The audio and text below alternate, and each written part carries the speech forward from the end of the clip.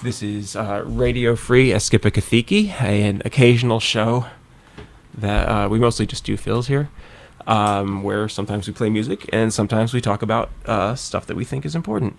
And this week we're going to talk about something that we think is pretty important. So, hello again, and welcome to all our friends. Hey Tim, thanks for listening. And especially thanks to all the DoorDash and Uber drivers out there who are, I assume, a huge part of our audience. So my name's Geoff, and I'm here with Geoff Young, I guess, a local activist, we should call it. Yeah, or you can call me a candidate for Congress. Exactly. So, today we are discussing a historical topic that relates directly as it can to the bluegrass and to our history here, which is the Central Intelligence Agency, the secret state of our government, which is in no way theoretical. It's considered odd or somewhat rude to discuss it, but they're a real organization. They have real employees. They do real things. Many of their employees, as some of our associates have pointed out, come right here from UK, right? The Patterson School? It's possible. Well, the guy says it on his resume. So, what's his name? Professor Riddle. He's a CIA veteran. It says on his resume he worked for the CIA. So, I don't know, Geoff, what do you, would you like to take us through a little bit of the history? All right. Actually, the predecessor to the to the CIA was called the OSS, Office of Strategic Services. During World War II, they were assigned to do secret operations and gain intelligence on Nazi Germany, mainly, and also Imperial Japan. We were fighting against both of those powers that were trying to expand. You could call both of them imperialist powers. So were Britain, France, and to an extent the United States. During World War II, the U.S. role was 1941 to 1945.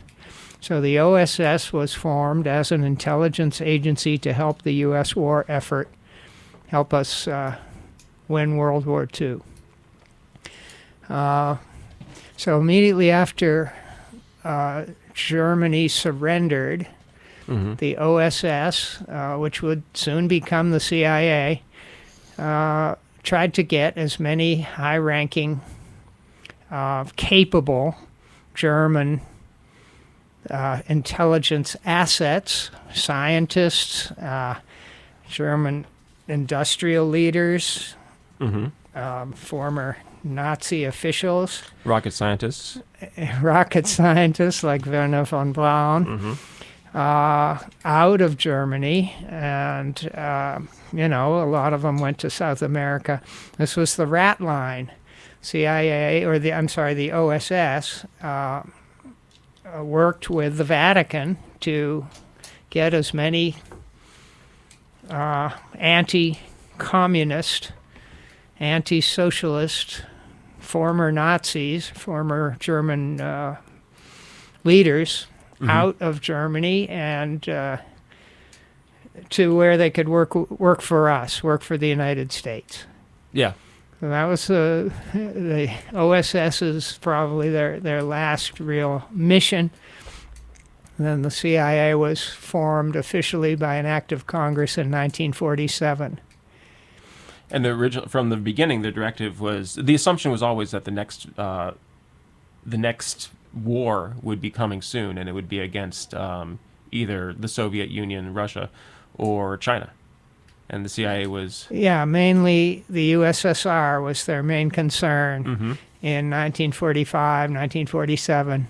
Those early days, the USSR, under Stalin, was considered the main threat, the main enemy of the West. And in fairness, Stalin was scary. Yeah, in many ways. I mean, he sure scared the Germans. Yeah. He scared the Japanese in 1945. Scared his friends and coworkers. Yeah, that too. Yeah. Well, I mean, when there's a There's a famous book called Let Us Now Praise Famous Men, and I've been thinking about it a lot. Like, all these people, when you're talking about the top people in any government or anything like that, you're often talking about a very strange and damaged crew. Yes. You know, my personal criticism of Stalin should not be extended to much beyond Stalin and his personal leadership style, because I don't really know much about Russian history. I just know that Stalin was a troubled individual. Well, one thing I can tell you is that today in Russia, which is not the USSR, it's a part of the old USSR.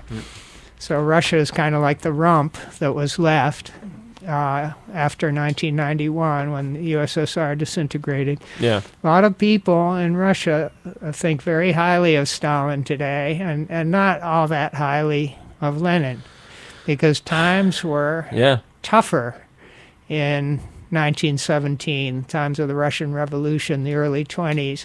And Lenin was there facing tremendous threats and difficulties. Stalin faced one major difficulty, and that was the German invasion in 1941. And he's considered the savior of the Russian people. So he's quite popular today among Russians. All right.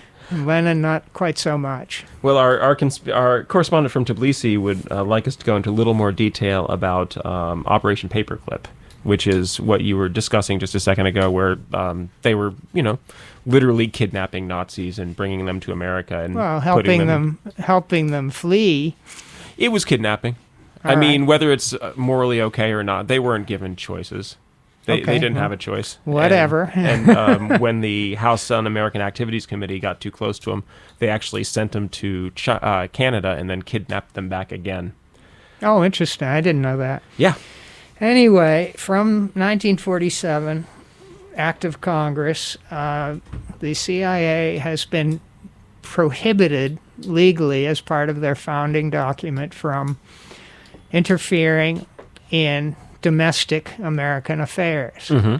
They were supposed to be directed completely to foreign threats, rivals, allies. Yeah, by their charter, they can have no operations in America whatsoever, right? That's correct. Yeah. But from almost the beginning, they have violated that. They have had reporters and newscasters on their payroll for decades, probably since the 1950s. That's absolutely true. If you just look for violations of the CIA's charter to not get involved in America, my stars, they're everywhere. They openly, I mean, it came out later. People think it's a little bit silly, but when the CIA started getting strange in the 50s and the 60s and they started funding modern art. Yeah. I'm sorry, but that is against their charter. They shouldn't be funding modern art in America. I mean, deconstruction philosophers. Yeah. They funded some of those European, French modern philosophers. I don't quite know why. I think mainly as a distraction. That would be my first guess. I think they're a very confused organization, from what I know about them. They've always been an organization at war with itself. They've always been a schizophrenic organization that is by its own charter not truthful. Yeah, right. They're paid to lie. Yeah, so we're talking about an organization that's been around for 80 years, and it's gone through specific phases. So we started with the post-World War II phase, which was all about anti-communism. Right. And right. I think they've remained staunchly anti-communist and anti-socialist since day one. Yeah. I don't think that has ever changed. To the extent that we can know what they want and what they're doing, then yeah, I agree with that completely. They've been tools of American imperialism. But we should stick with it as chronologically as possible, because when you just start talking about everything the CIA has done over the last 80 years, it's pretty wacky. It's mainly overthrow governments. A lot of them democratically elected governments. For example, 1953, Iran, the elected prime minister, Mossadegh, was overthrown by a joint British-U.S. regime change operation, or color revolution, long before that term was even coined. Mm-hmm. And it led to the Shah, Yeah. who was a ruthless dictator who would torture his political opponents. Mm-hmm. He also modernized Iran to a great extent. I mean, the Shah, nobody is all bad or all good.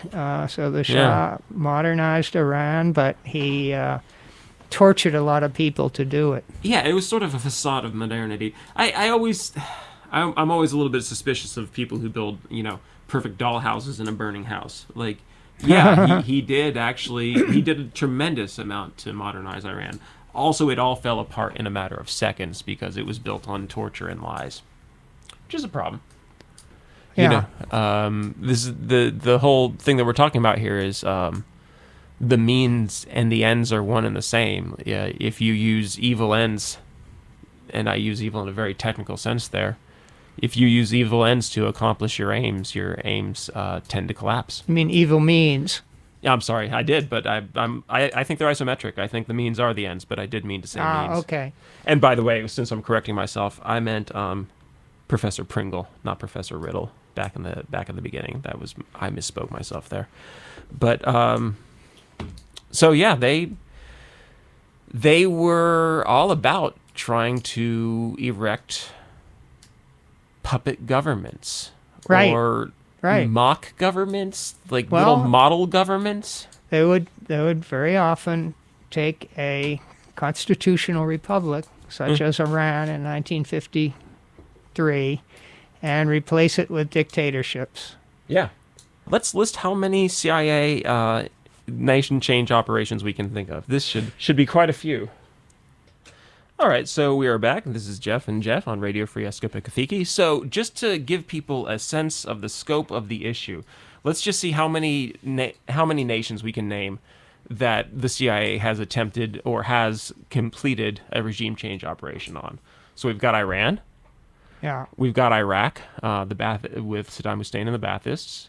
Yeah. What was that in the 50s? Like way back when? No, actually, Saddam was 80. Oh, okay. Or 70. I've seen a video of it. It's terrifying. Right. Anyway, Saddam Hussein, you're going to have to look pretty hard to find the good about that guy. Nicaragua, Right. El Salvador, Honduras. Early one, Congo. Congo, yep. In I think it was 1960,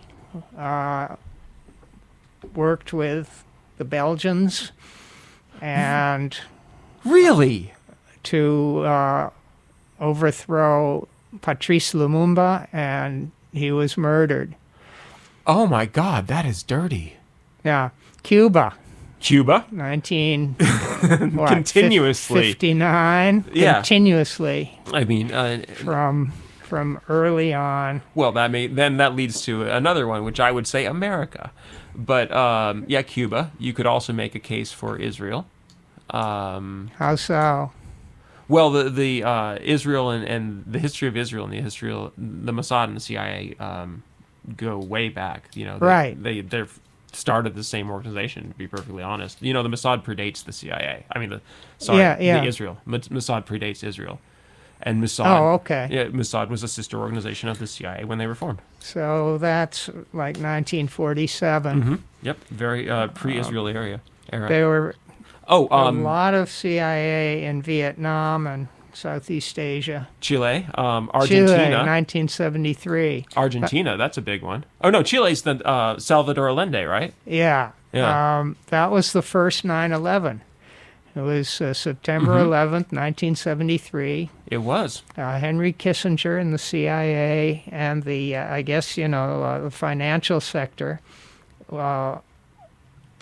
Kissinger's goal was to make the Chilean economy scream and create discontent among the population, and they use that discontent. They use labor disputes to overthrow a democratically elected, kind of moderate Prime Minister, Salvador Allende, in Yeah, Chile, in a- 1973. And a truly dirty turn of events. Our correspondent from Tbilisi just wrote something pretty funny. He says that in Georgia, as in the Russian Georgia, they joke that in America there are no revolutions because there is no United States embassy here. Yeah, that's a good one. U.S. Embassy has always been the center of regime change operations. And he'd also like to add that we've got plenty more nation change operations to get back to, but he would our friend would also like to add the French New Philosophers were funded by the CIA for whatever reasons, but they attacked Marxism directly all through the 70s. Okay. And they as he said, he's cool with it though. Okay, so our buddy in Georgia thinks this is awesome. So I don't know if he like thinks the CIA part of it is awesome, but he's talking about Andre Glucksmann and Bernard Henry Levy, and he says he knows them and they're friends, and they dared to destroy the myth of communism in the name of freedom. You know, that's a good point, and it should be mentioned that. As you've probably guessed from the fact that we're doing this show, we're not a big fan of the CIA. I personally am against the CIA because I think secrecy is the problem. Yeah. I think that any part of the government that is cut off from any part of anything that is cut off from recourse and from criticism and from honesty will quickly grow necrotic and turn into something truly horrific. Right. Yeah, well, and all their torture yeah, manuals. You know, in Latin America, the CIA is known yeah. as the torturers, the trainers Mm-hmm. of. School of the Americas. Yeah, they trained they to the point where we trained so many America and the CIA trained so many different Latin American thugs that there was a coup lately, and they had where was the coup that they had to admit? Was it Haiti? Where they had to it was the Haitian coup attempt where they had to admit that practically everybody was CIA trained, but they weren't working for the CIA at the time. They were off the clock or had found other employment opportunities. But like the CIA has been training and releasing thugs, right? I mean, that's correct. Yeah. Very, very consistently over a period of decades. Yeah, extremely damaging and damaged people who have been trained to be just very, very, very negative for the places that they're sent back to. And it's done out of a sense of cynicism and sarcasm that I find truly horrific.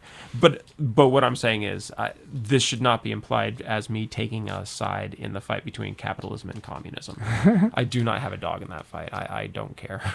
Like Okay, that's fine. Yeah, 1979, Afghanistan. Pakistan. Was the biggest CIA operation in history Really? for several years in terms of budget and amount of weapons shipped. CIA has been a drug running organization Well, that's absolutely true. since they started. And that's actually where we start getting into how that has directly affected Kentucky. Right. We're just listing things that the CIA has done around the world, so that you can get a sort of sense of what does this organization do? They try to change nations by extremely unethical methods. Right. That's all they've ever done. That's all they're ever going to do. That's their job. That's why I feel they should be abolished. I don't think anything good can come out of this. But Afghanistan, they absolutely funded Osama bin Laden. Right. He was their point man. And, I mean, as we list this, we can list their point man for the people they set up because you'll recognize the names because that's who they usually had to come through and take out later. Like Noriega in Panama or Saddam Hussein was straightforwardly a CIA operative who used his funding, and he used the funding and support of the CIA to rise to control of Iraq. You know, that's not in question, right? Right. That's correct. Yeah, there's no issue there at all. Look it up in Wikipedia. That's what happened. Same with Manuel Noriega in Panama. But yeah, then we can start getting into other things the CIA has done, like the narcotics trade. Yeah, so that relates to the United States, to our country, to the addiction problem, to crime in our cities. And it's a long, consistent story. We've got the DEA, Drug Enforcement Administration. Very often you'll find that the DEA finds out some things about a major drug running cartel or something, and then at a certain point they kind of stop investigating. Yeah. And they back off, and that's usually because the CIA told them, no, national security says you can't go after this particular drug kingpin. That's how Epstein got away with it for so long, right? Fill me in on that. Oh no, it's. I mean, that's just the basic fact. Like anytime anybody started getting too close to investigating Epstein, they would be told he was a national intelligence asset, and Okay. that they should back off. Yeah, good to know. Yeah, and so I mean, like Epstein, obviously paid for what he did in some sense. It was quite a while ago. Was the heyday of his crimes, but yeah, that's how he got away with it in Miami so many times. The prosecutors would start looking at him and be told he's an intelligence asset. So where's money came from? Right. So that happened. So in a way, the CIA is, well, and they make money off budget.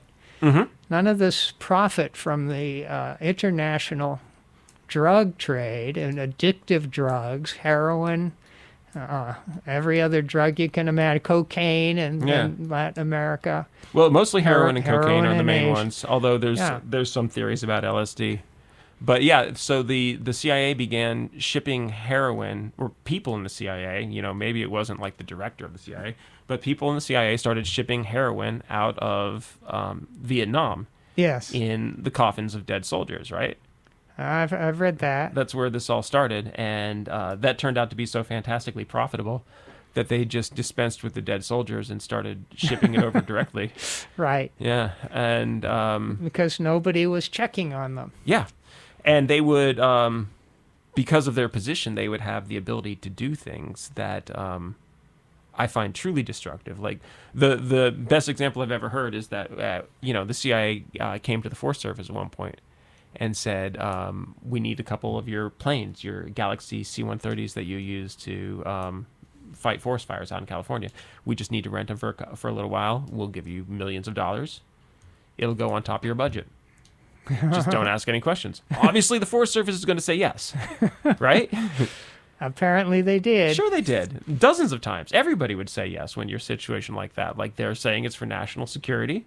You technically have to. They're absolutely making it worth your while. They're inflating your budget. Well, you get hooked. You get hooked on the drug money. That's right. That's very accurate. And there's a sort of Gresham's law where this is a sort of inflation happening, where the bad money that is coming in from doing things that are wrong starts to overwhelm your. You start to depend on it. Your budget expands. All of a sudden, this is what you need. And yeah, sure, take those planes anytime you want them. You can have them. Yeah. We've detailed them specially for you. We washed them and made sure they were clean. And all of a sudden, you are complicit in these crimes, and these were crimes. Even though the laws against narcotics trafficking were less in the 70s than they are now, it was absolutely against the law to be bringing heroin and cocaine into America in the coffins of dead soldiers. Sure. Yeah, it wasn't. It's outrageous. Yeah, it's not an edge case. No, not a gray area. Yeah.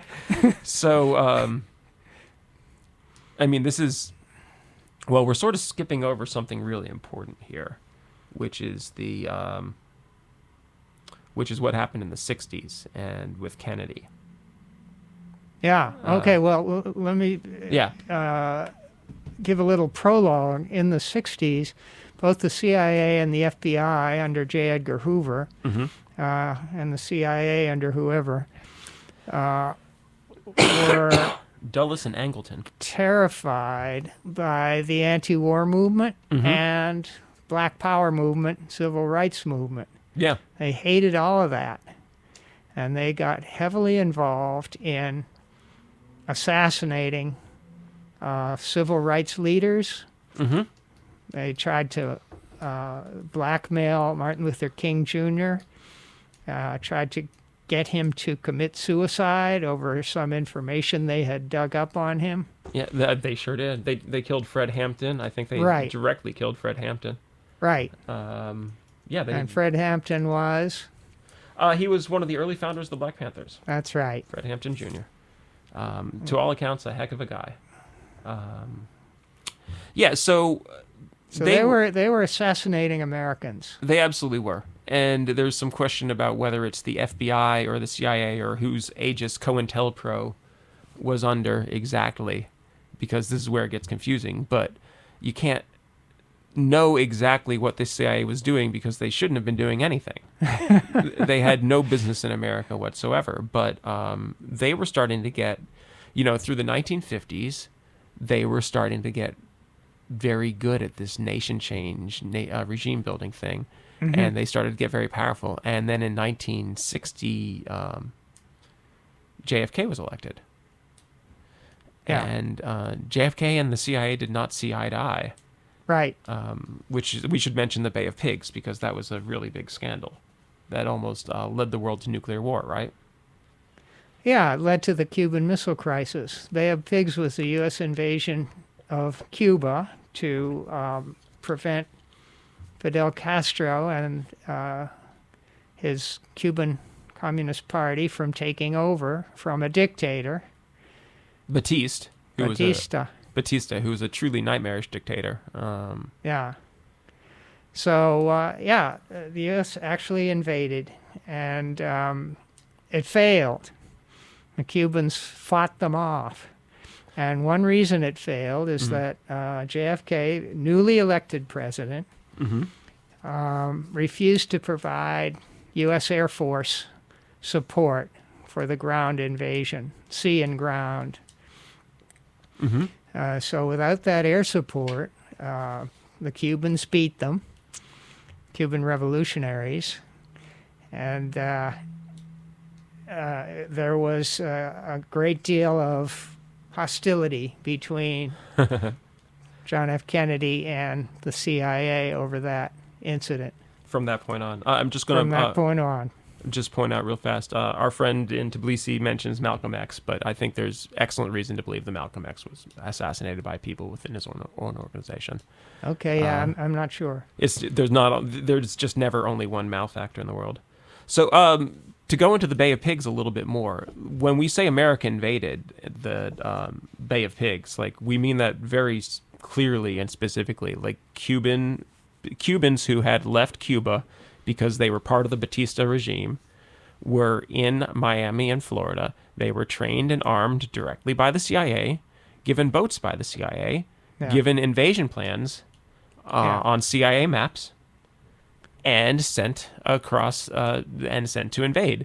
And this was very early in Kennedy's presidency. So Kennedy was presented with this upon reaching the presidency. This isn't a plan that Kennedy had developed, and probably isn't a plan that Eisenhower developed, because, as everybody knows, Eisenhower was getting a little bit tetchy with these guys at the end of his term anyway. So he might have been out of the loop. Yeah, I don't know the answer on this one, but Kennedy was not the originator of the Bay of Pigs plan. Basically, he walked into the office, and the CIA guys said, "Hey, we've got this program. All you got to do is press go, and we're gonna turn Cuba back to the forces of good and capitalism, freedom and democracy. Everything will be wonderful again. American business interests, which are synonymous with American interests, will be served. Everything will be great. All you got to do is say yes." And Kennedy says, "Well, geez, that sounds great. Sure, I'll press the red button." So he presses the red button, and they send these guys across the bay to across the Gulf to Cuba, and they come to a place called the Bay of Pigs, where they had been betrayed by somebody. I don't know if they'd broken their communications or if they betrayed by somebody in the organization, but the Cubans were waiting for them and gunned them down on the beach and took the rest prisoner. And of course, they were all talking, and they all admitted that they were trained by the CIA. And so as this was going on, as they were being slaughtered, the CIA came to Kennedy and said, "Look, this isn't going well at all. We need you to send in air support." And Kennedy said, "Well, I was promised this would be easy. you're turning a filibustering expedition into a straightforward, unprovoked invasion of a neighboring country. I'm not going to do this. Mm-hmm. And they say, you have to do this or our soldiers are going to die. And he's like, well, should not have gone then, I guess. Mm-hmm. And Kennedy and his brother, Robert Kennedy, were not noted for their tact when dealing with people who they didn't respect. So apparently they threw these people out on their ears, and the CIA took it very personally. Yeah. So anyway. JFK fired the director. I don't know at what time exactly when he fired him. Mm-hmm. Dulles. Dulles, yeah, he fired Dulles. Dulles had been there since Alan Foster Dulles, who has an airport named after him. And I mean, there's some very famous people that have come out of the CIA, by the way, like the president, George H.W. Bush, was the former director of the CIA, and was deeply involved at the time we're talking about right here, which is 62 shading to 63, because we have to talk about the elephant in the room, which is the JFK assassination. Do you have an opinion on that? Well, I think the CIA was involved, but I don't know all the details. You know a lot more about that than I do. I mean, the most charitable way you can look at it now, a huge number of documents have come out in the last few years, but the nicest way you can possibly put it is that a CIA agent murdered the president and then was himself murdered by a CIA agent, but there's no reason to believe that they were at work when it happened. You're talking about Lee Harvey Oswald. Lee Harvey Oswald was absolutely a CIA agent. All right. There's no doubt about it whatsoever. At this point, they've released documents. There's a lot of doubt whether he was the assassin. There is some doubt on that, yeah. But like I said, that's the kindest way you can put it. Okay. I think when you come down to it, I know people who think they know who pulled the trigger. I'm not sure it really honestly matters. The point is that the CIA had a rogue agent. The best way you can look at it is the CIA had a rogue agent who killed the president and was then himself killed by a different rogue agent. I mean, this is literally what happened. I'll buy it. This is the official story. Yeah. I mean, I don't buy it, but that's the official story at this point. That's officially what they're saying. And the CIA survived this. That's right. So after this, they got a little bit crazy. And they did start assassinating a lot of Americans. Whether or not they institutionally intended to murder their own commanding officer, that is what happened. They did get away with it. They did not face any consequences for it. Nope. So they started. There were some hearings. The church committee at some point did some hearings and initiated some, quote, reforms. Okay, and the reforms did not last very long. No, and I mean, like, when you consider how well they've been listening to the laws before this. Yeah. I mean, what on earth was Oswald doing trying to stir up anti-Cuban? What was the CIA even doing training soldiers in America on American soil? Yeah. This is completely outside of their purview from the very beginning. So why would modest reforms make any difference whatsoever to this organization?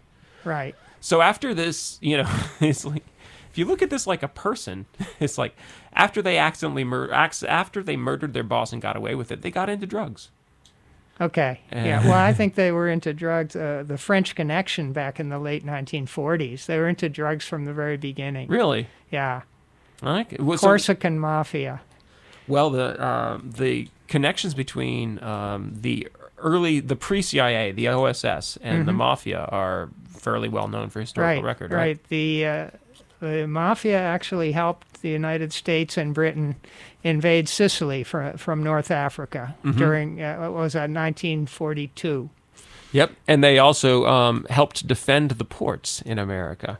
They were enlisted as the unions and the longshoremen, which were very mob-controlled at the time, were enlisted directly by people who would go on to form the CIA to help protect the ports from saboteurs. It was so the bosses of the U.S. unions were working with the CIA to stop their rank and file from interfering with U.S. shipping. Is that what you're saying? Pre-CIA, but yeah, both to defend against saboteurs and also to stop their own people from stealing too much. Yeah. Yeah, it was or from getting a better contract. yeah. Yeah, that's a very good way to look at it too. So, and then CIA has always been anti-organized labor because they look at organized labor potentially as socialist, and they hate socialism above all else. they sure seem to. So they're still at work today. Afghanistan, let's see, no, wait a minute. Yeah, we were up to Afghanistan in One thing I 79. wanted to mention is how incompetent the CIA is. Mm-hmm. They became, I think it was during the term of when George Herbert Walker Bush was CIA director, that they became, their analyses, their intelligence gathering operations on foreign countries became politicized. Yeah. And instead of reporting to the president and the American people what was actually going on, their assessments were politicized, and they reported only what the imperialists, what the empire wanted to hear, and that made them useless as an intelligence organization. If you're slanting your data, then you're useless. There's no need for the CIA anymore ever since Bush Sr. Yeah, that's a good point. I mean, if they aren't delivering accurate information, they really are just a completely rogue organization. Yeah, they do not help the security of the American people. Yeah. No, I think a lot about government and what makes good government, and it seems like the CIA is literally everything that makes bad government. Yeah, secrecy, deception, murder, lack of ethics, torture, independent sources of funding. You know, I hate to admit it, but I think having a central source to control the funding, like the legislature and the executive branch do, is much better than giving organizations their own funding and letting them go their own way. Yeah, you end up with a lot of warlords running around. Yeah. Like some countries used to be dominated by warlords. China 100 years ago, Afghanistan 50 years ago, and more recently too. Bunch of warlords in a lot of very poor countries. The CIA is like a giant warlord or a giant organized crime operation. Yeah, they franchise. You know, how American. They franchised being a warlord. They really did. You know, like slightly different, but you know how like Fox somehow took all the independent affiliates of America and somehow welded them into one giant television station? Well, you know, the CIA sort of did the same thing. They sort of started this apparently impossible attempt to weld all these individual warlords into one enormous organization, and it has more or less worked. I mean, in so many ways, we live in the world that the CIA made, especially here in Kentucky. They have had an enormous influence on your life, just living here in Kentucky. If for no other reason than every friend that you ever lost to drugs or went to jail for selling them is grist for the CIA's mill, because as the CIA was importing drugs, they were well aware it was completely illegal. They were well aware that the people they were selling the drugs to were going to jail for ludicrous sentences, 50, 60, 80 years, you know, mandatory minimum, entire cities hollowed out. They didn't mind. They didn't step in to stop any of they didn't help any of the people. They were right. So they were both fueling the drug trade and waging the so-called war on drugs at the same time. Yeah. Working on both sides. And at this point, there was a time before it became too ridiculous to even say out loud that the CIA was considered, or they were trying to sell the CIA as the spearhead of the war on drugs, like in the 80s when they were really trying to bring the Yeah. And so the CIA was asked to do things like intervene in Bolivia. Like go overthrow the government of Bolivia because too much cocaine was coming out of Bolivia. Or paraquat. Have you ever heard of paraquat? Yeah. Yeah, that was a CIA idea. Herbicide. Yeah, that they wanted to spray on marijuana fields in Mexico and not in Morocco, I think, so that people that smoke marijuana would get sick and die, because then this is fighting the war on drugs. This and other brilliant innovations. The CIA has never been shy about using poisons or toxins or Right. drugs. In fact, Right. Oh, in Cuba, they used biological warfare. They introduced swine diseases and any kind of other disease they could think of to damage the Cuban economy post-revolution. This actually leads to three things I've got to hit real fast all in a row. Like, they also released a biological weapon at a school in Minneapolis, which people in Minneapolis are still upset about. They also dosed an entire town in France with LSD. The French are still very upset about this. And they also had a really bad habit of using medical missions to infiltrate countries. Right. Including so Pakistan is vaccination missions. Now, they couldn't use, the Peace Corps.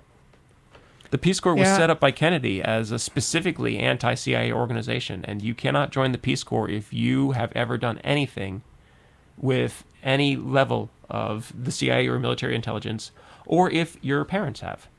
That's actually one of the questions they ask you when you are trying to join the Peace Corps. Well, that's fascinating. Yeah, if any near relative has ever worked at all, ever, with any military intelligence or CIA, you cannot be part of the Peace Corps. And that's because the CIA uses medical missions to infiltrate countries. Right. And the spies that they send are no better doctors than they are spies. And they get a lot of people killed. Right. This is a huge problem in Pakistan and Africa. This is why they wouldn't accept the smallpox vaccine in Pakistan, because the CIA kept trying to infiltrate the country through the people that were giving the vaccine. Right. And they were trying to do that to find Osama bin Laden, who was in Pakistan. He was in Pakistan. They were trying to find him, and they used the vaccination program there to try to infiltrate and find out where he was. Nothing against finding out where Osama bin Laden is, but permanently damaging the concept of public health in the eyes of the world was not worth figuring out where he was a day earlier. Huh. Like, it was always very clear that Osama bin Laden was waiting until somebody felt like going and getting him. It was completely unworthy of them to damage the world's trust in American vaccines. Right. Was shattered because of things that the CIA did that aren't reported here. But this is how the rest of the world sees it. All right, before moving into more specific things, let's just finish listing a few more nations that the CIA has tried to overthrow. The Ukraine, made in 2014, was very much a CIA operation. Syria, Libya. Right. Should we take a moment to talk about Benghazi? I'm sorry, I don't know the detail. What I know about Benghazi is that in 2011, the Western media was full of stories about an imminent massacre of civilians by the leader of Libya, Muammar Gaddafi. There was, to my knowledge, no evidence that a massacre had taken place or that a massacre would take place, but the mainstream media throughout the entire West, Europe as well as the U.S., managed to convince themselves and a lot of people that invading Iraq, invading and bombing Libya would be a humanitarian operation. I'm embarrassed to say I was one of the people that fell for that.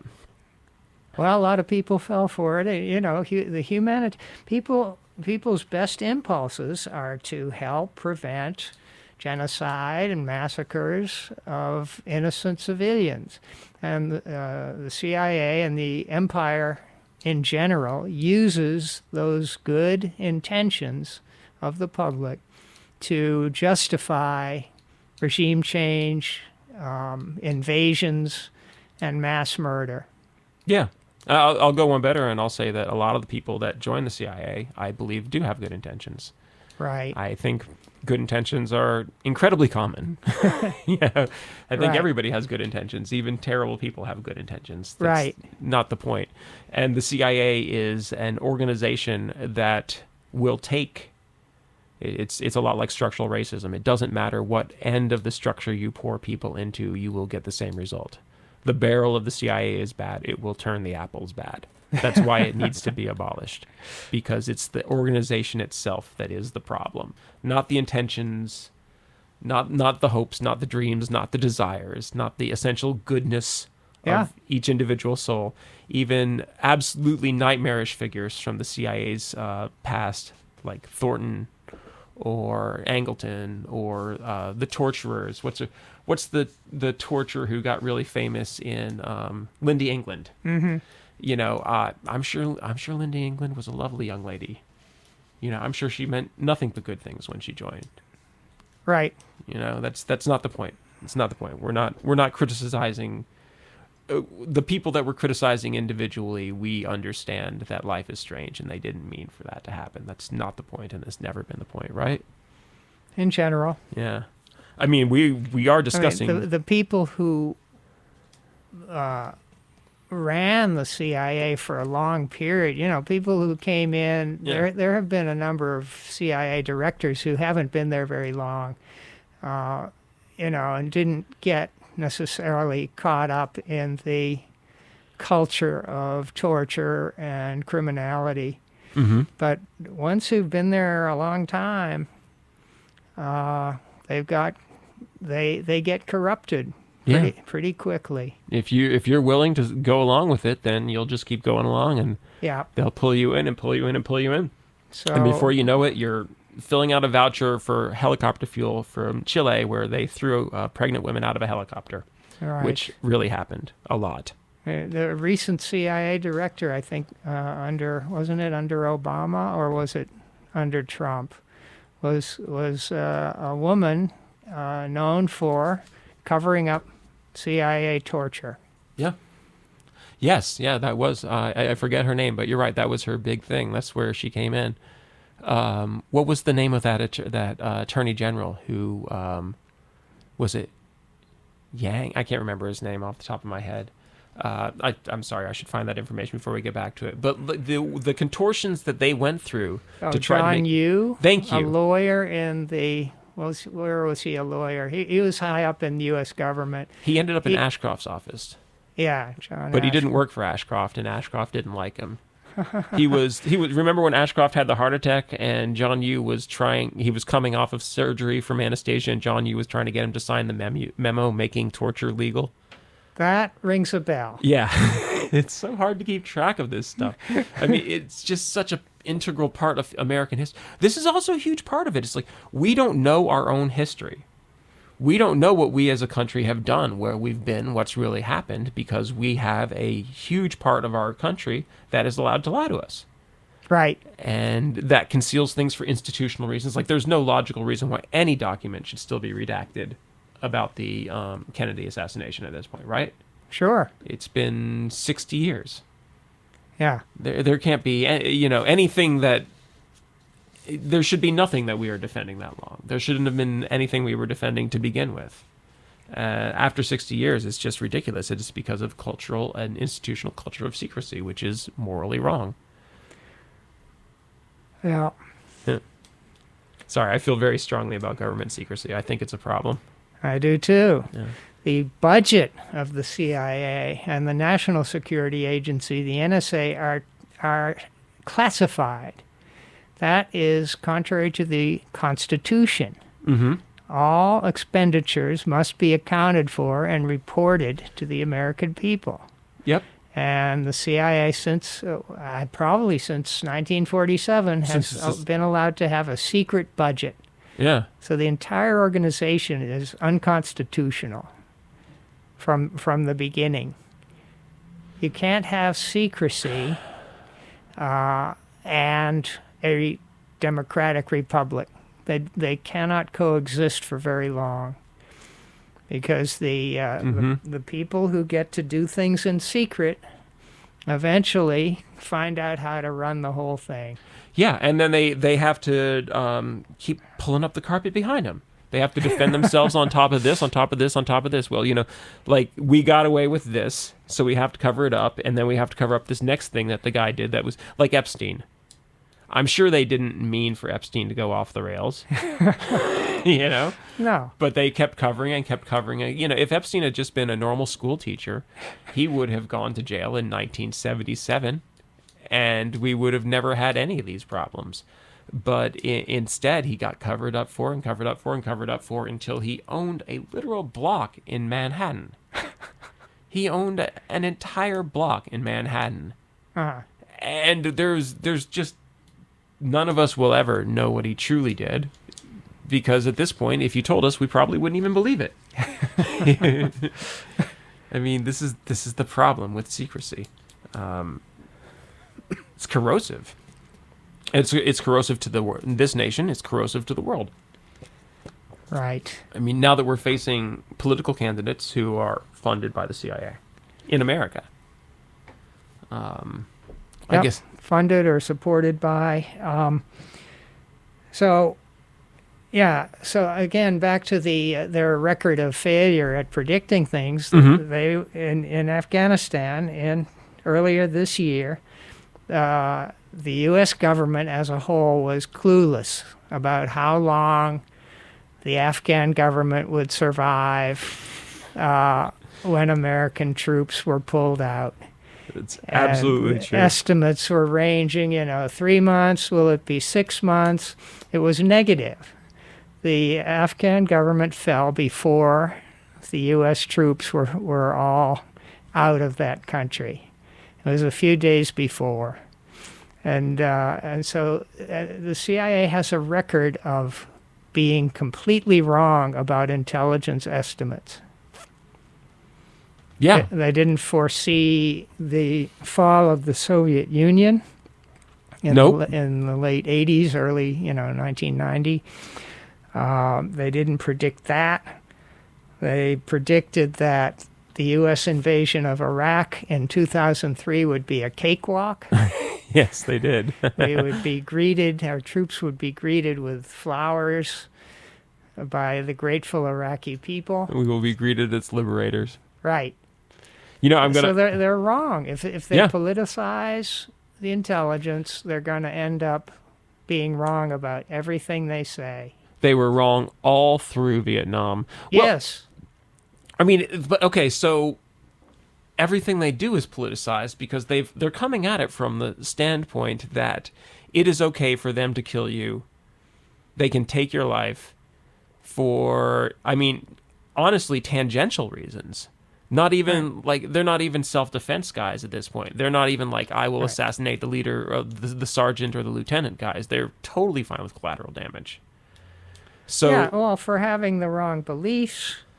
For thinking socialism might be a good idea. For standing next to someone with the wrong beliefs. There you go. They are very comfortable with collateral damage. They always have been.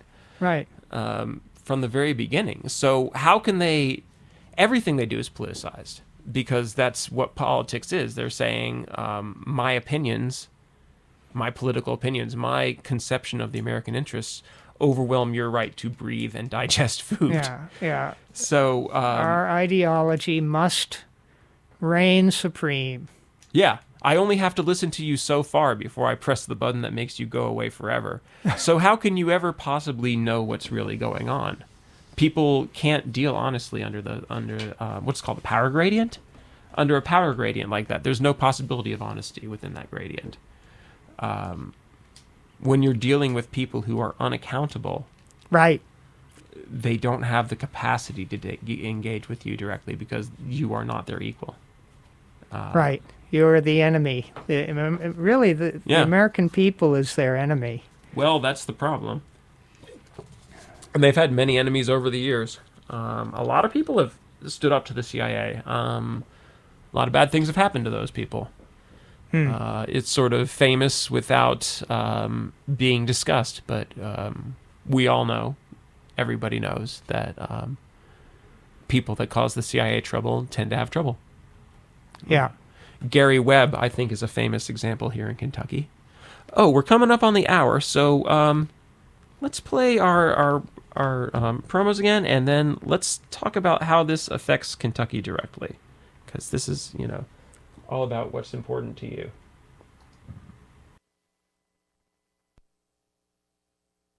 And once again, this is WRFL Lexington, Kentucky, 88.1 all the way to the left. This is a talk show. What you are hearing are the ideas and opinions of us and no one else. If you would like to call in, we'd love to talk to you. Our telephone number is 859-257-9735. That's again 859-257-WRFL. And my name is Geoff Šebesta.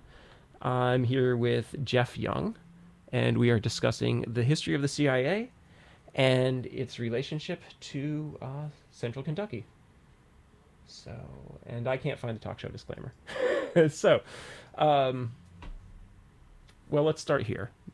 This is just an example. I know I mentioned this before, and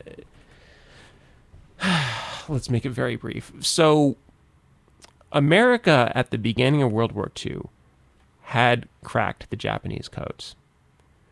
Not all of them had the same problems with understanding Japanese that we have today. Even worse, they didn't have Duolingo. They didn't understand everything they were seeing.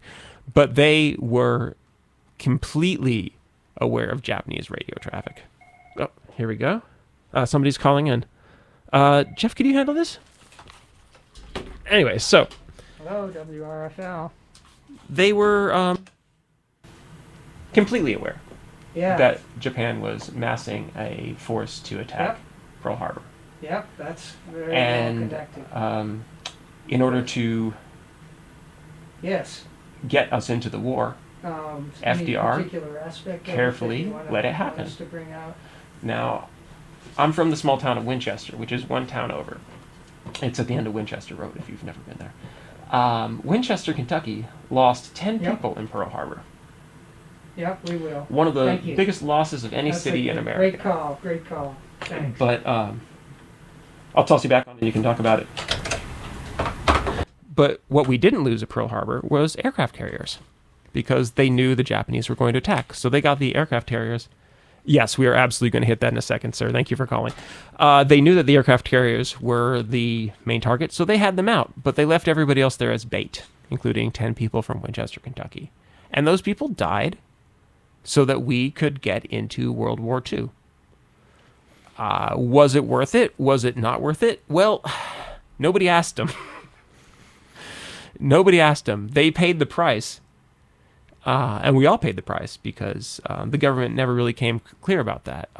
But this is pretty common in my reading of American history, is that Kentucky pays the price. Everybody else makes the decision, and they stick us in the front lines, and they aren't honest with us. They don't tell us what's going on. So that's one very clear example of the way that military intelligence can be very negative for the people of Kentucky. And now I think we'd like to move to the topic that our caller just called in. Geoff, what did the caller say? Cover the bluegrass conspiracy. Oh, certainly we will. Great call. Absolutely. Do you get their name? Well, anyway, thanks for calling, whoever you are, and feel free to call back in. We'll put you on the air. You caught me in the middle of my World War II story, and I couldn't interrupt. Okay, so the bluegrass conspiracy, Geoff. Right. So I guess it started out with marijuana, but quickly moved into cocaine. Mm-hmm. And heroin. Okay, and heroin. So there were leaders of the conspiracy right here in Lexington. Mm-hmm.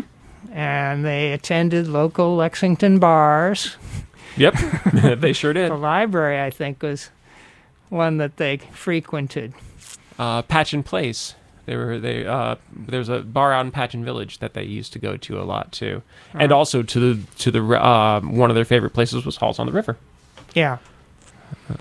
I read the book, I don't know, maybe 10 years ago, so I'm going to have to beg off at this point and maybe toss in some things later. Oh, well, I'll take you through it real fast. So in the 70s, they were moving cocaine and heroin through central Kentucky, Lexington. Horse money. You have to understand that horse money is a repository of an enormous amount of money, all untraceable because it's moved around by gambling. You know, if for example, let's say that I'm trying to launder some money. You know, I've got $10 million. I've got $10 million and I'm not supposed to have it. Well, here's what I do. I give you $10 million and then you, because you're a casino, you run a horse racing, you have a horse track. Anyway, so I actually don't have to give the money to you. I just say, hey, by the way, I was at your track the other day and I won on a long shot. I put down $1 on this horse that was 10 million to 1 and now I have $10 million. Who's to say different? Who was watching? Who was at the racetrack? And you have to understand that at the time, this is the 70s. As I understand it in the 50s, I wasn't around in the 50s, but the big sports were baseball and horse racing. Like this was an enormous industry, huge amounts of completely untraceable money moving directly through Lexington, Kentucky, where we sit today.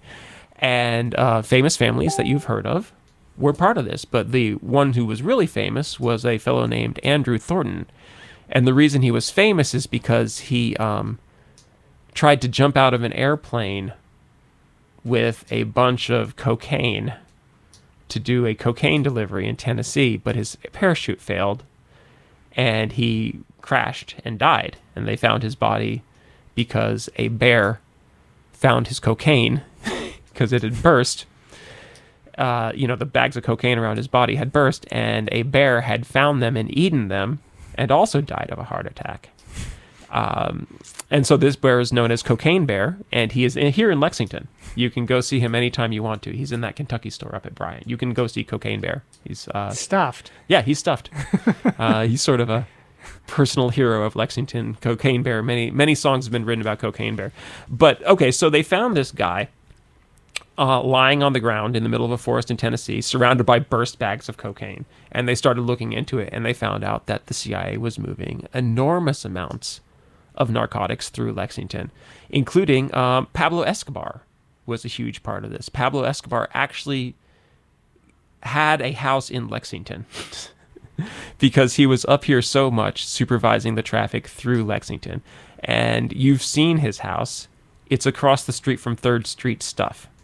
You know that house on 3rd Street Stuff with the mural? If next time you're on Limestone, and you pass 3rd Street, turn around. You see that house with the mural?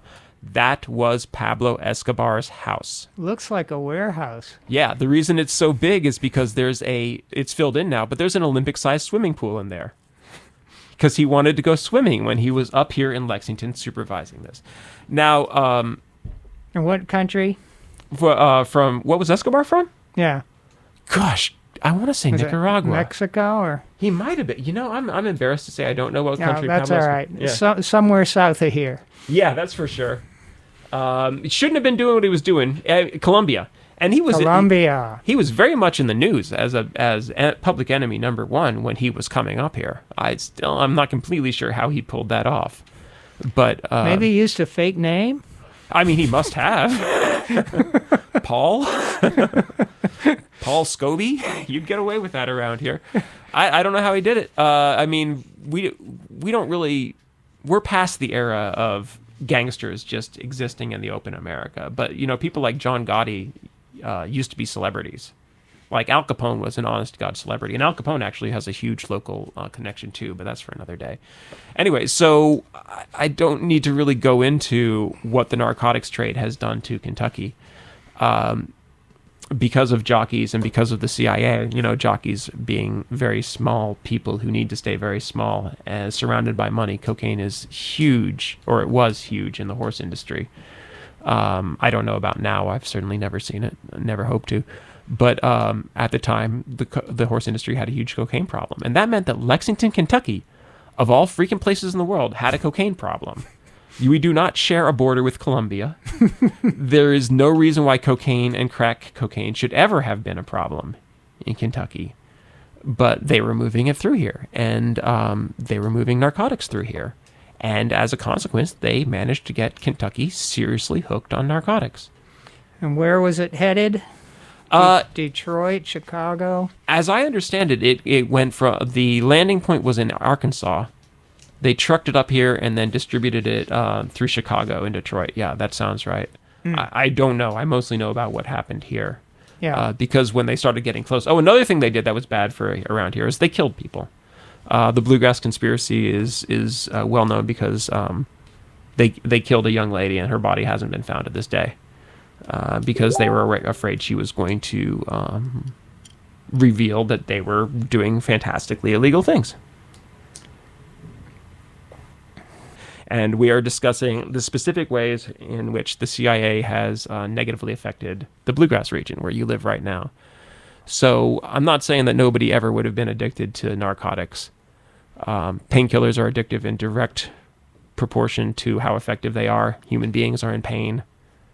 But the over and above, if you were here in the 90s and the 2000s, the absolute winnowing, the complete massacre of anybody with the slightest weakness for pills.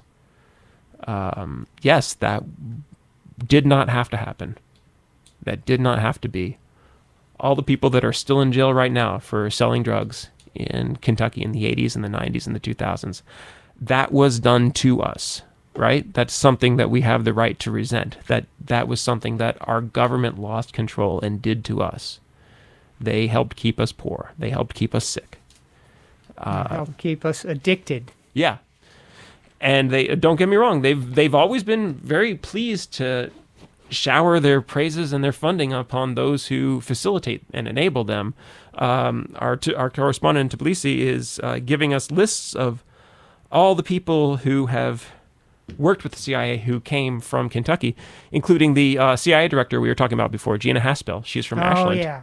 Yep, she's from Ashland and she went to U of L. Kentucky has excellent education. It always has. People that put it down don't know what the heck they're talking about. Yeah. The CIA has always been pleased to skim the cream of the crop and tell them that they are serving their country by going out and torturing people.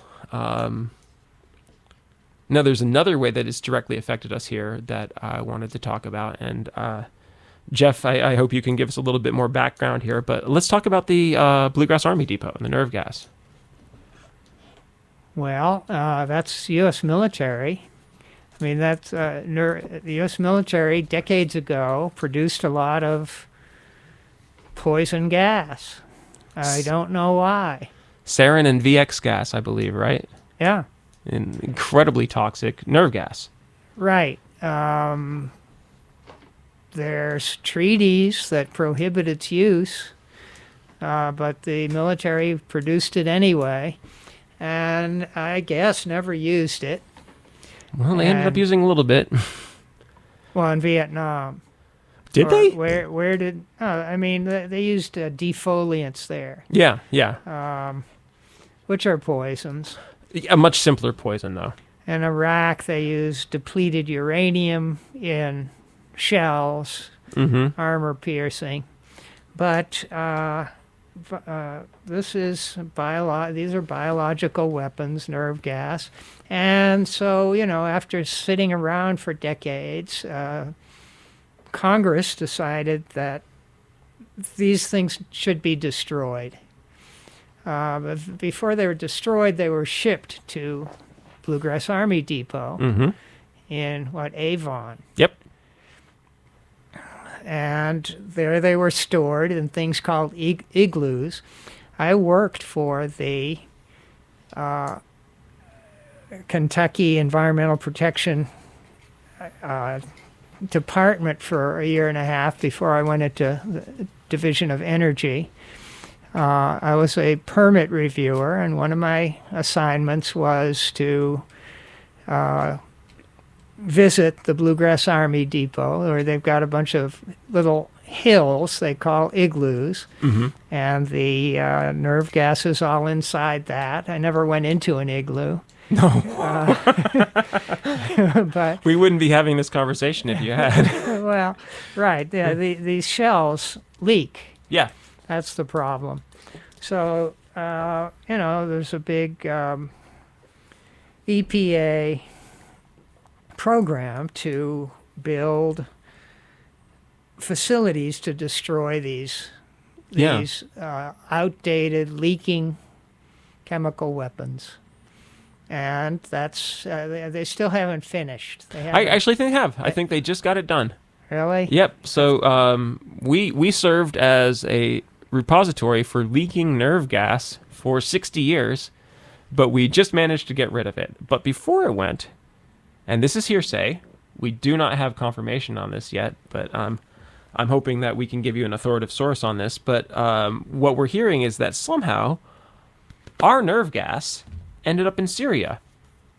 And that is what the Syrians and the white hats were accusing the Syrians of using.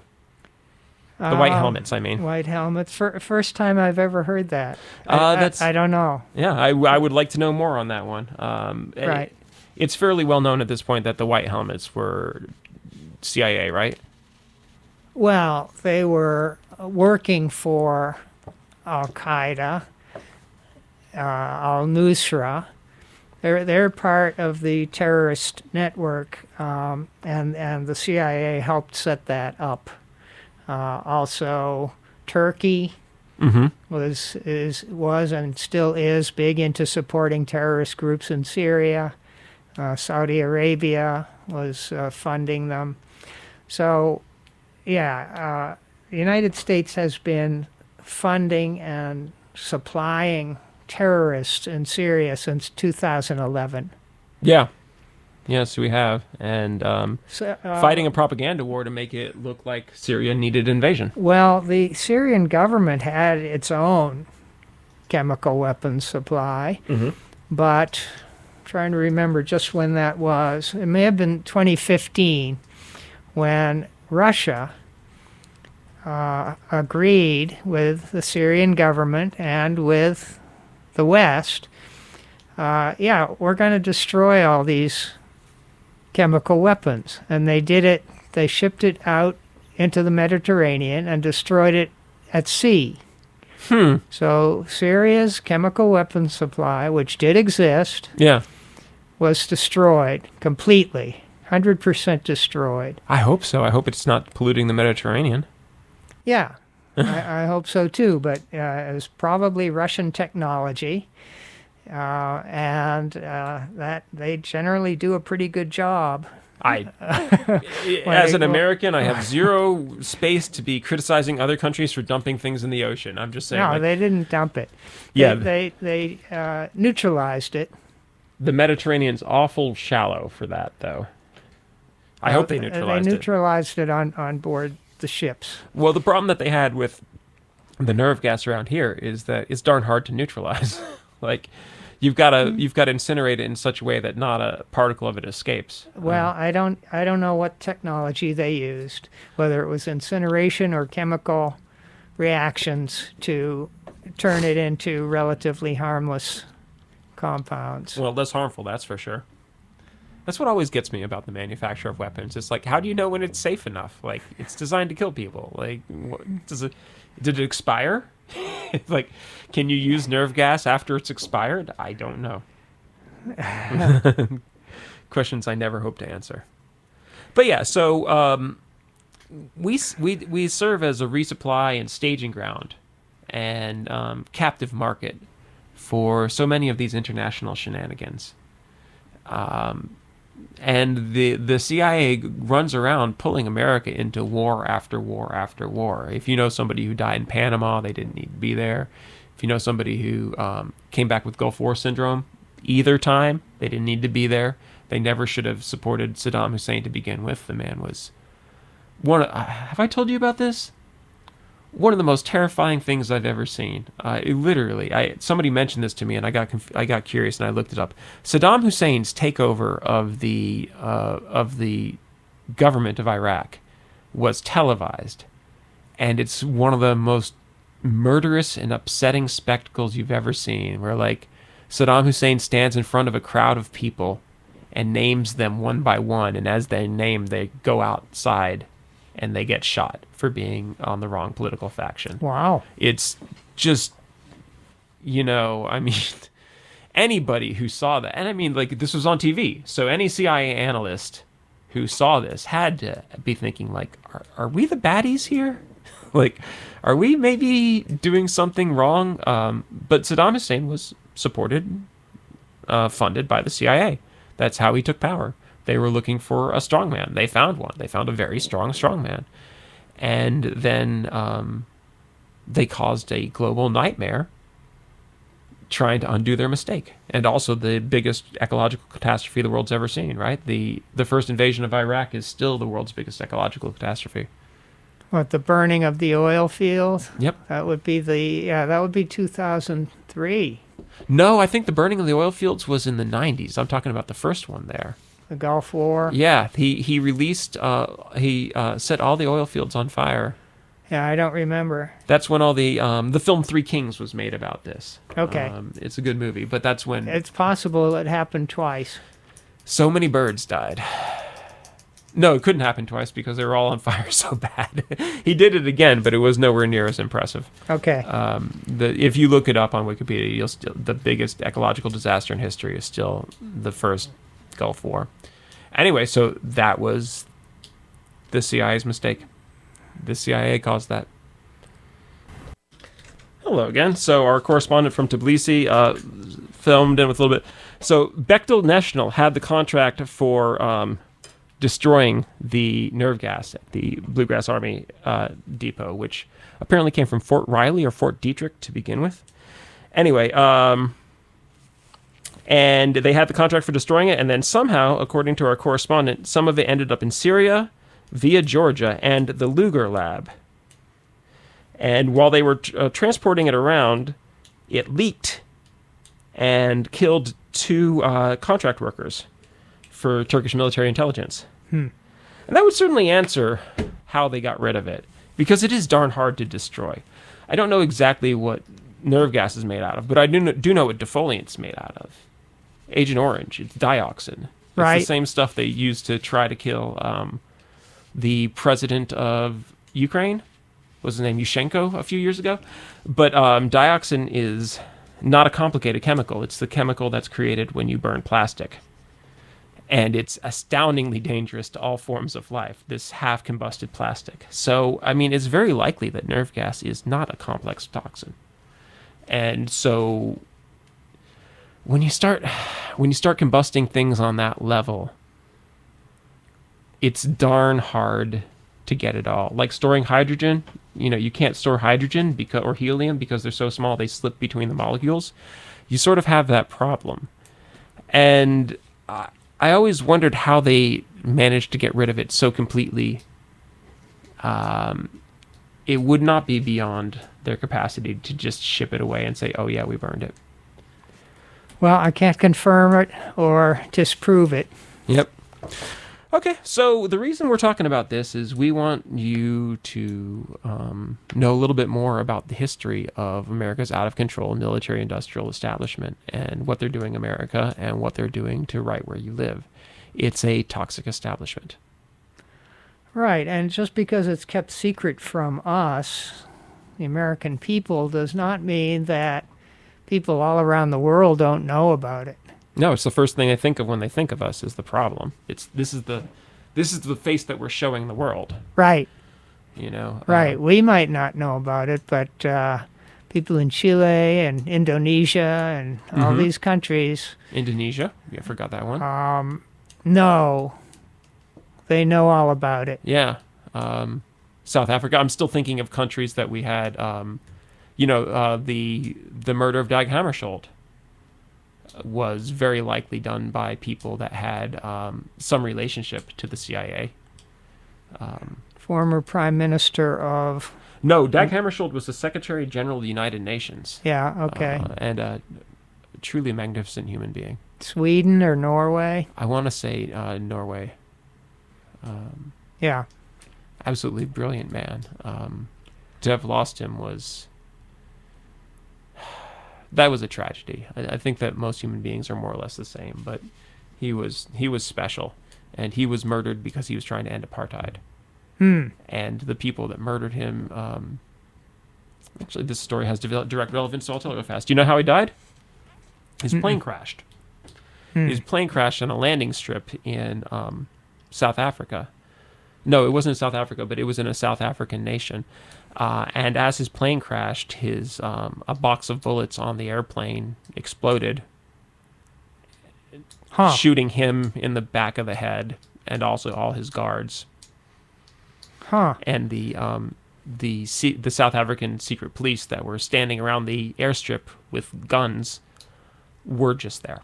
That was a coincidence. So this happened in 1961. The secret police of South Africa murdered the Secretary General of the United Nations in broad daylight, in front of the world, and got away with it. And the story is that when Kennedy heard it, he said, "I'm next." And I always wondered how that could be. But when you're talking about a lack of accountability, that's precisely how these things happen. Like, if they can get away with that, then I can get away with this. Then I can get away with this. If I got away with this, then I can get away with this. And they just kept getting away and getting away and getting away until now we have... I mean, we honestly don't know what part of the American government the CIA occupies. Right. Well, I know for certain that they have a tremendous influence over major media corporations. That's worth discussing. Go into that, would you? Jeff Bezos is the sole owner of the Washington Post. Mm-hmm. And, some years ago, he got a contract with the CIA to help, gather intelligence or something that is worth more than more than he paid for the Washington Post. If you add up the value of the contract over 5 years, it's more than he had to invest to buy that newspaper. And unfortunately, a whole lot of people in Washington read that paper. I would say it's basically controlled by the CIA, and completely against their charter. Yeah, they have no business buying illegal. American newspapers. Right. So that's just one example, but I mentioned before they have a whole lot of reporters. So now recently, they don't even hide it. No. You've got major TV networks openly hiring as commentators and consultants CIA operatives. Yeah. People who put it on their resume. There's not a question about it. Exactly what you said. They've got away with this. They got away with secretly paying off reporters. Now they do it openly. They're just, they're anchors on the show. And it becomes part of the ecosystem of reporting. Like, you need this money to survive now. It's really hard to make a living as a reporter right now. So the people that have this mysterious extra legal funding are going to thrive, whereas everybody else is just going to have to go work at Target. This is another example of Gresham's law. Bad money drives out good. And I'm trying to stick with things that, like, the people listening can just put out their hand, like, can just type in. Like, I've been trying to avoid speculation. The only things that we've really hit on this program that there's any question at all about is where the nerve gas ended up, and I think there was something earlier on that was speculative, but I'm not sure what it was. So I'm trying very hard to avoid anything that you can't just, like, look up, right? Yeah.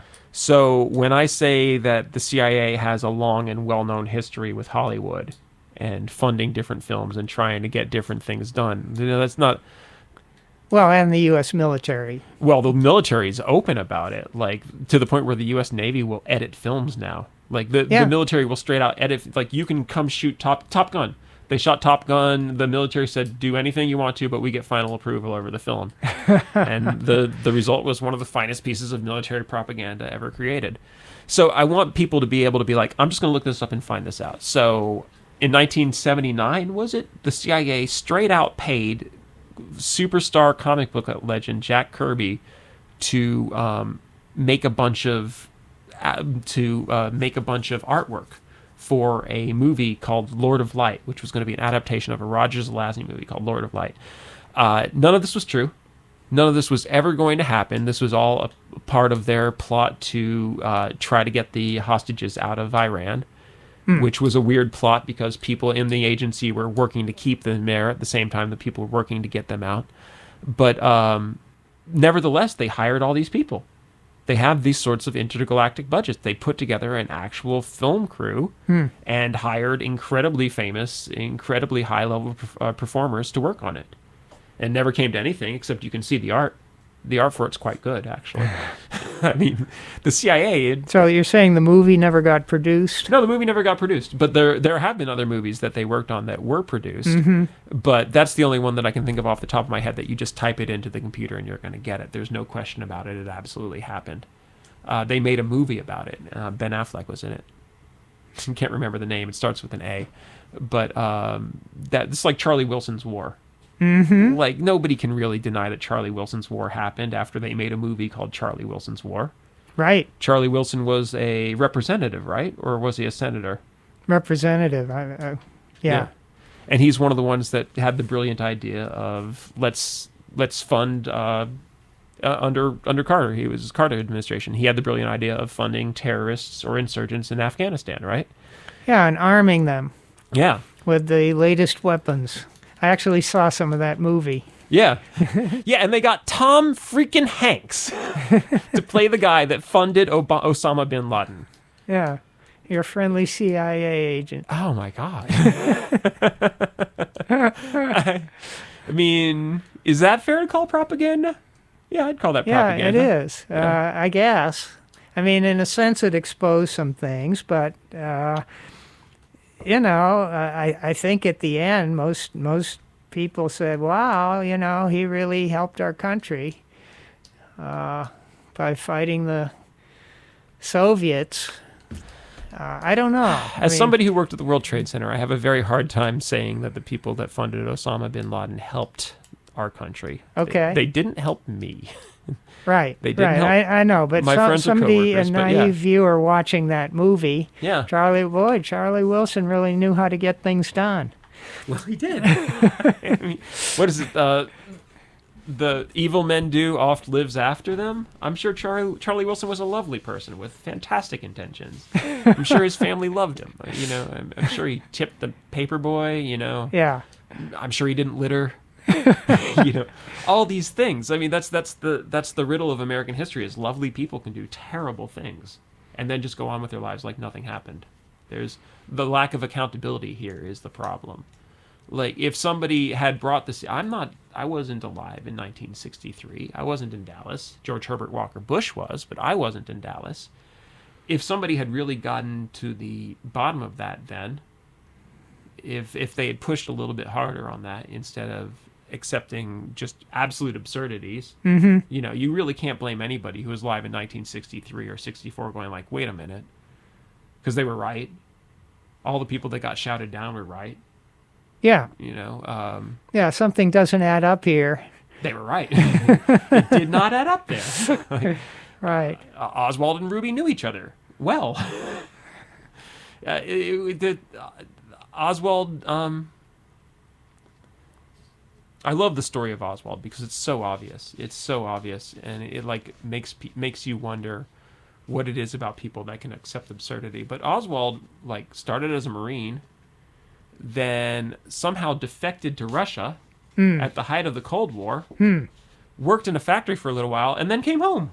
Like nothing happened. 1960, he's just like, you know what? I hate America. And he had public statements about how he hated America, hated the American way of life, couldn't stand it, was going to go live in Russia. Went to Russia, worked in a factory for a while. The Russians didn't trust him. They thought he was a spy. So he came home. He just came home. Yeah. They just went home. No big deal. They stamped his passport. He's like, oh yeah, that was really funny, Lee. That thing where you were literally a traitor at the height of the Cold War. That was okay. That was no problem. And then he just came back to America and switched gears and decided that he was really into conquering Cuba. What's it called? Fair play for Cuba. So this dude went from the Marines to hating America so much that he defected to Russia to just coming back with his wife, just waltzed back in and decided that now he hated Cuba. And there's all these recordings of him running all over New Orleans and places around down south, Florida, trying to get Americans really angry about Cuba. And Then he went to Dallas and got a job at the book depository. Yeah. Because that's just a normal trajectory for an American. That's how you do. That's totally normal. And so all the people in the 60s that saw all this were like, wait a minute, they were right. Yeah. Yeah, the official story is not convincing. Yeah. But they managed to shout down an entire nation. To this point we're discussing, it's considered a little bit strange and outre. And it did happen a long time ago. I mean, Yeah. no arguments there. But when you're dealing with an organization that's so unaccountable that they can actually murder their commanding officer and get away with it for 60 Yeah. years. Well, I was 7 Yeah. in November of 1963, and even I thought it was a bit weird that you had this assassin who was arrested, Yeah. and then somebody comes in, like, aren't there any guards? Wasn't everybody searched Yeah. before they came in? You had this guy come in and kill him. And Jack Ruby was not nobody. Like, Jack Ruby was not just like some schmuck off the street. He owned a strip club, okay? I mean, like, I'm not saying that's a good job, but, like, I don't own a strip club, you don't own a strip club, that's a lot of money. If you own an entire club, you're in a different tax bracket than I am, right? Right. And you're definitely well known to all the police in that area, Right. And, Very well known. But at this point, we actually have documentation of Jack Ruby and Lee Harvey Oswald taking flights together on CIA junkets and sitting next to each other on the airplane. So there's really no longer any serious question about whether they knew each other. Yeah. Okay. Yeah, so even at 7 years old, I thought there's something weird about that. Yeah. But I didn't give it much thought. I think it drove America crazy.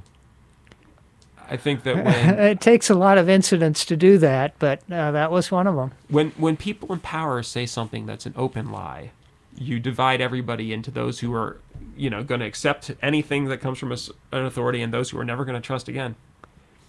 And that really, like, the Kennedy assassination split America down the middle in a way that it still hasn't recovered from. And, I mean, it's gotten even worse now with Russiagate, and to the point where conservative and liberals have entirely different information streams. Like, Yeah. we're not even listening to the same news anymore. Right. Well, let's talk a little bit about what the CIA is now and what they're up to now.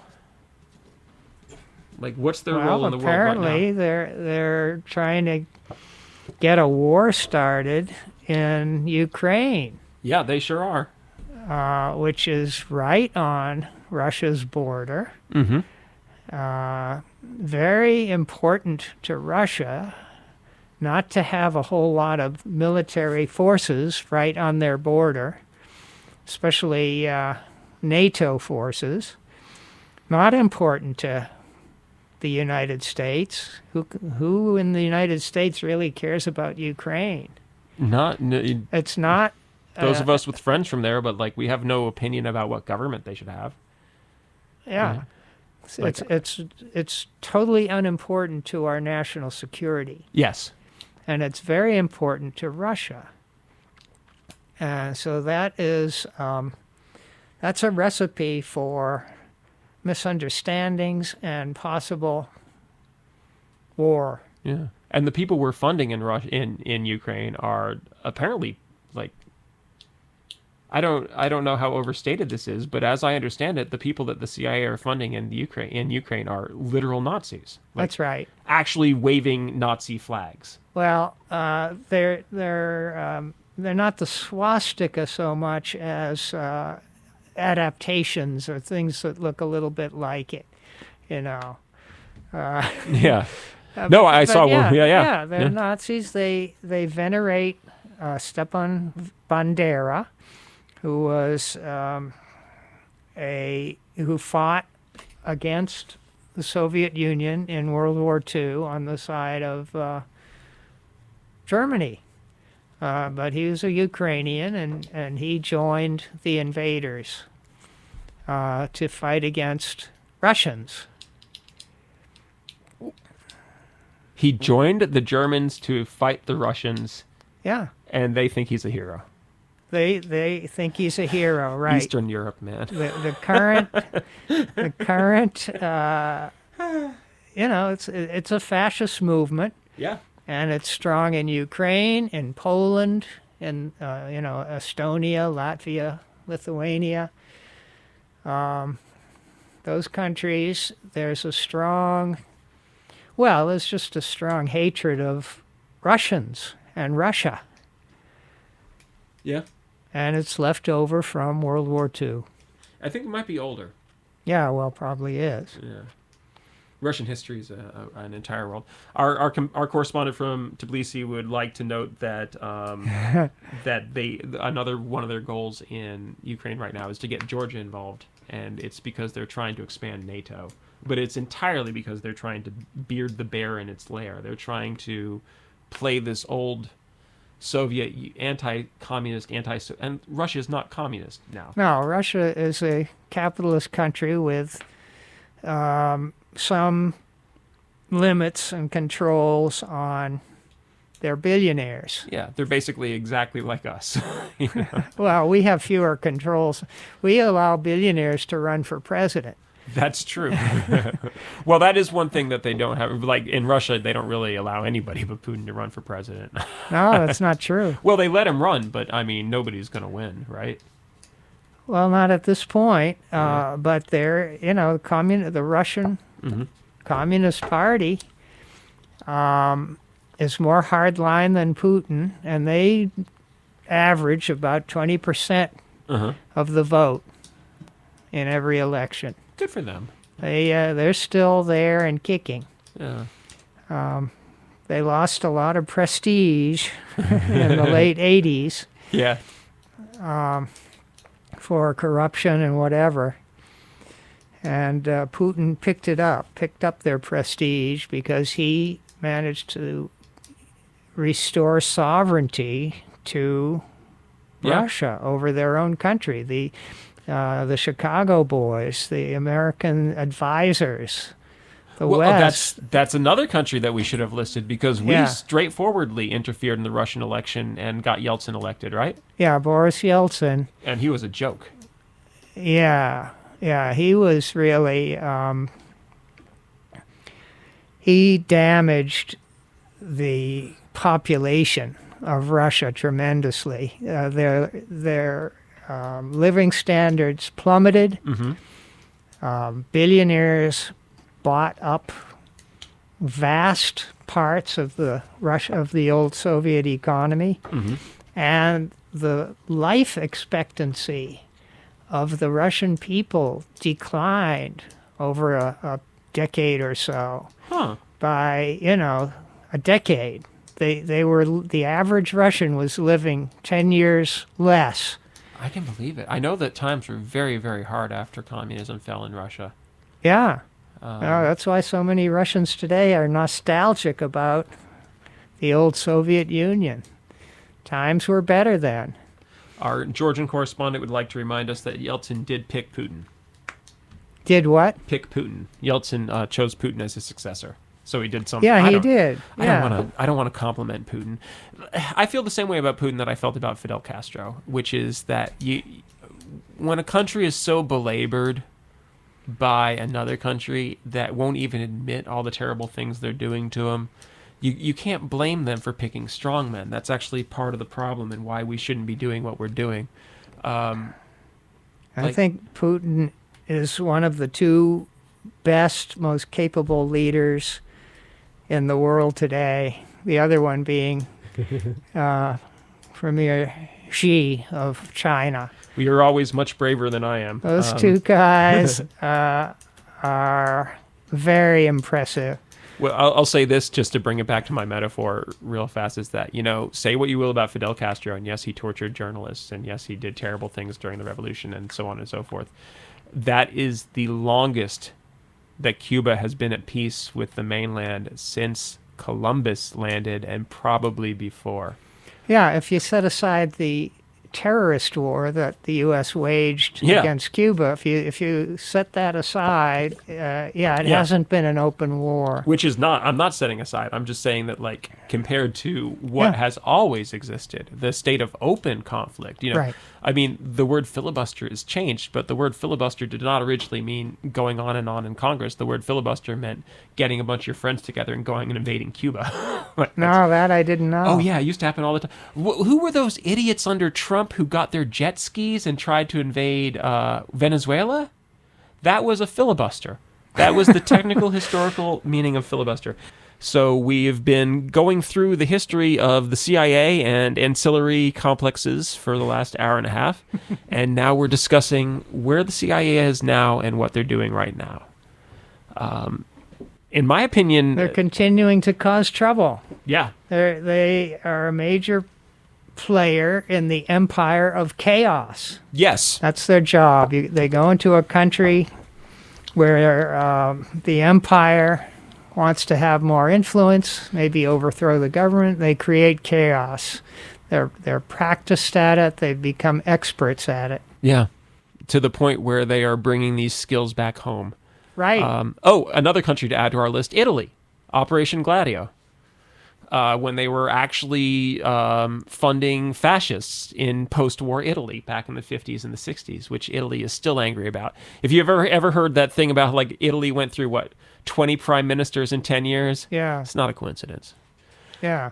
So there is one thing that I'd like to discuss, which is about, I believe that the CIA is grown to such enormous sizes that it's metastasized, and that in a lot of ways, like the functions that we discuss of the CIA have been taken over by other organs, like the NSA or what was that? Maester? You sent me a link to it. Meister? I forget what it was. The Bechtel Corporation, KBR, Blackwater. Yeah. Well, there's the National Endowment for Democracy. Thank you. So-called. Yes. And one of their founding directors, I think he was director for many years, said, well, we do openly what the CIA used to do in secret. He just publicly admitted that. Yeah. And it wasn't really an admission. He was kind of boasting about it. It's the price of success. Look, these people have, over the years, been incredibly successful. They've changed the world. They've made themselves rich. They are an inextricable part of world history. And as time goes on and as technology gets better and as we start really understanding our history, we're going to find out that the CIA is even more central than we thought they were. They aren't operating by the same rules the rest of us are about a polite, cooperative society. They're acting like warlords. They're out to win, and they've been winning. Sort of like, somebody keeps punching you when you're not fighting them. They think they're winning. Right. And they're not real good at predicting things.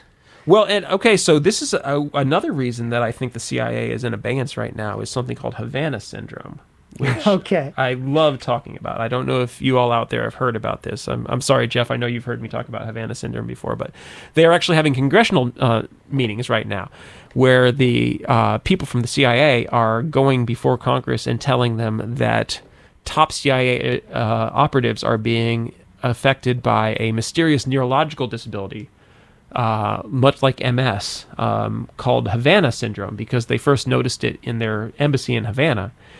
And the CIA is of the opinion that perhaps the Cubans are using some sort of energy weapon to scramble their brains. They aren't. We know exactly what Havana syndrome is, and we've known it all along. Here's what Havana syndrome is. It's very simple. If you're in the CIA, you're very concerned with being eavesdropped on and bugged on. So if you're in the CIA, even if you're an analyst, you are issued an ultrasonic sound jammer. And every office in every embassy has an ultrasonic or hypersonic anti-listening device that puts out low and high sound waves on random channels all day to mess with listening devices. Every single office has their own anti-listening device set on a slightly different frequency. So if you are sitting in the embassy right now, you are being boiled alive from every direction by this incredibly comprehensive full spectrum ultrasonic blast. You're bathing in these ultrasonic stews all day long, and they are literally tearing people's cells apart. It's showing first in the neurons because that's the most sensitive part of your body. But these people they are killing themselves with That's their... interesting. I read that it was crickets outside. But your theory there that you just spoke is a lot more plausible than... Crickets are scary.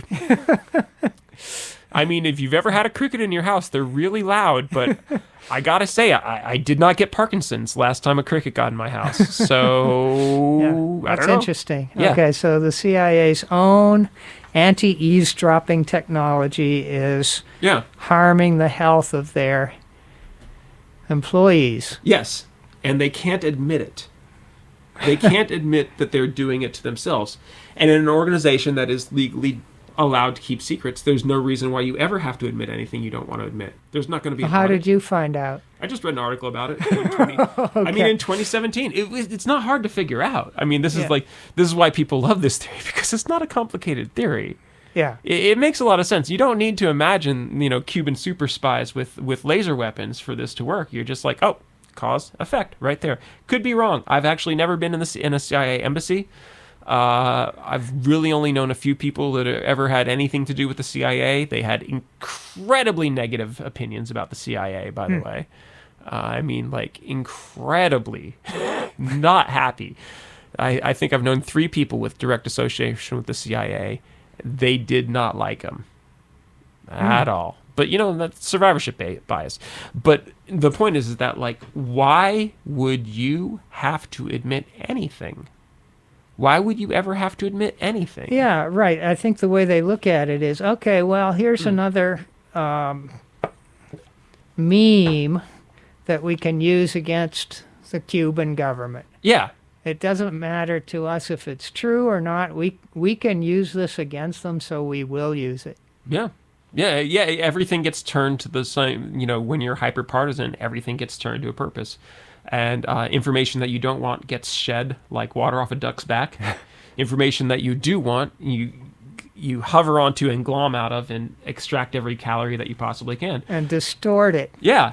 So, they are in, they're having congressional hearings right now where the CIA is actually trying to start a war against the innocent people of Cuba because of what the CIA is doing to themselves. And that's a great metaphor for the organization. We have 5 minutes left, so do you have anything? Okay, I'm going to touch on this because this is another story. Okay, so the CIA, their original director of counterintelligence was a man named James Jesus Angleton, and he was one of the most fascinating people in American history. How's it going? He very likely, and I don't say this lightly, could have been a poet, could have been a professional poet. He had a very artistic temperament, and he was brought into the CIA because he... did well in college. The CIA was recruiting people out of college, and they found this sensitive young man with a gift for communication, and they put him in charge of counterintelligence. And he went completely crazy and spent his entire life sitting in one room. Every single directive from the entire CIA went through his room, and he would sit there and chain smoke and just puzzle memos together in different directions and try to figure out who was secretly for the Russians, because one of his best friends turned out to be a Russian spy. So if he could be fooled, therefore anybody could. So the story is that he paralyzed the CIA almost completely for 10 years because he demanded that every single memo go through his desk. This is just a fantastic metaphor for everything that goes wrong when you decide to start keeping secrets. So, the next DJ is here, and I suppose that we will wrap this up. Thank you very much for listening to our little history program. Again, my name is Geoff Šebesta, and this is my associate Geoff Young, who stepped away from the microphone, and this was Radio Free Eskippakithiki. Thank you much for listening. We had a great time. Catch you next time.